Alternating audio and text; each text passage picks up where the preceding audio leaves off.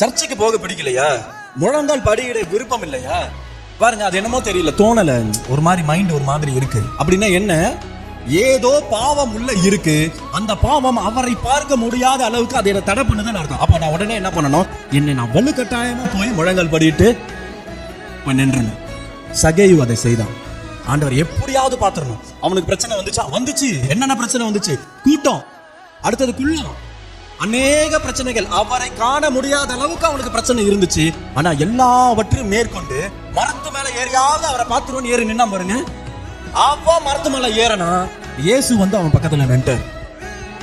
இப்ப நீங்க வந்திருக்கிற உங்களுக்கு இந்த சபைக்கு வர முடியாம, இந்த ஆராதனைக்கு வர முடியாம வேற ஏதோ காரியம் வந்திருக்கும், வேற ஏதோ காரியம் இருக்கும். ஆனா அப்படி இருந்தும் நீங்க சபைக்கு வந்திருக்கிறீங்க அப்படின்றத அவர் பாக்குறாருன்னா அவர் பக்கத்துல நின்றுவார். என் புள்ள எதையோ விட்டுட்டு இங்க வந்திருக்கு, அப்ப நான் நின்றுவார்.